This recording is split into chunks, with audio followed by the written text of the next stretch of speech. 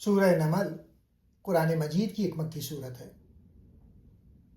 محمد اسد صاحب نے اپنی کتاب دا میسج آف دا قرآن میں اسے دا آنٹس چیونٹیوں کا نام دیا ہے۔ محمد اسد عقل پسند اور منطقی مفسر ہیں جو قرآن کو غور و فکر، عقل، تاریخ اور انسانی فطرت کے تناظر میں سمجھاتے ہیں۔ وہ پرانی کہانیوں جیسے حضرت سلیمان علیہ السلام کو شاعرانہ تمثیل یا علامتی طور پہ دیکھتے ہیں جو اللہ کی قدرت، رحمت اور فطرت کے قوانین کو ظاہر کرتی ہیں۔ یہ صورت مکے کے دور میں نازل ہوئی جب مشرکین نبی کریم کی دعوت کا مذاق اڑاتے تھے اور آخرت کا انکار کرتے تھے۔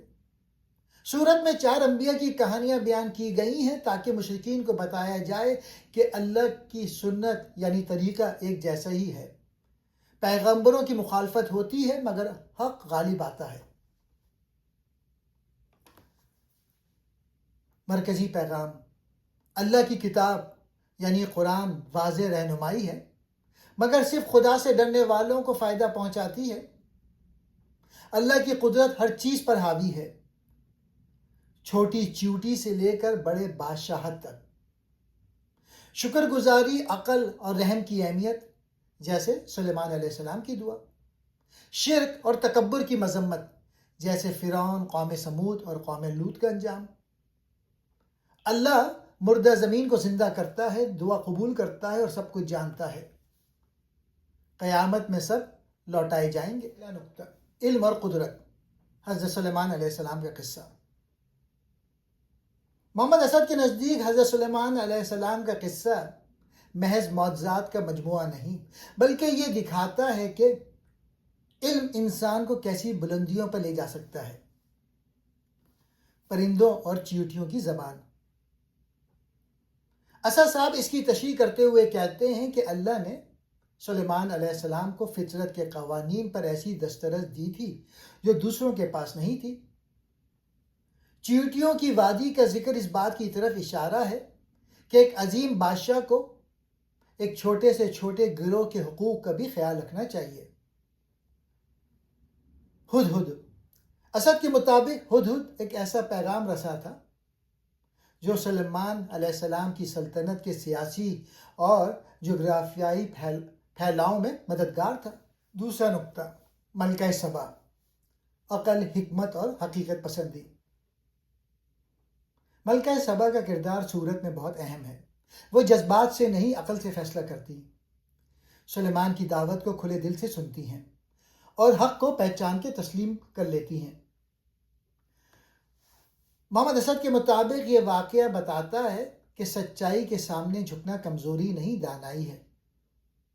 عورت ہو یا مرد، عقل، حکمت اور اخلاق سب کے لیے برابر ہے۔ قیادت کا معیار فہم و فراست ہے، نہ کہ طاقت۔ حضرت سلیمان نے انہیں جنگ سے نہیں بلکہ حقیقت کے مشاہدے سے قائل کیا۔ جب ملکہ نے سلیمان کے محل کا شیشہ دیکھا اور اسے پانی سمجھ کر اپنے کپڑے اٹھائے تو سلیمان نے اسے بتایا کہ یہ محض چمکتا ہوا شیشہ ہے۔ اسد صاحب کہتے ہیں یہ ایک استعارہ ہے کہ انسان اکثر ظاہر کو حقیقت سمجھ کر پوجنے لگتا ہے جبکہ اصل حقیقت اس کے پیچھے چھپی ہوتی ہے۔ ملکہ سبا نے اس علمی دلیل کو دیکھ کر اسلام قبول کیا۔ تیسرا نقطہ: معجزات کی عقلی تعبیر۔ سورہ میں ذکر ہے کہ سلیمان کے ایک درباری نے پلک جھپکتے میں ملکہ کا تخت حاضر کر دیا۔ محمد اسد اس کتاب کے علم کی تشریح میں لکھتے ہیں کہ اس بات کی علامت ہے کہ اللہ کا دیا ہوا علم اور بصیرت وقت اور فاصلوں کی قید سے آزاد ہو کر بڑے بڑے کام انجام دے سکتا ہے۔ کائنات کی نشانیاں اور توحید۔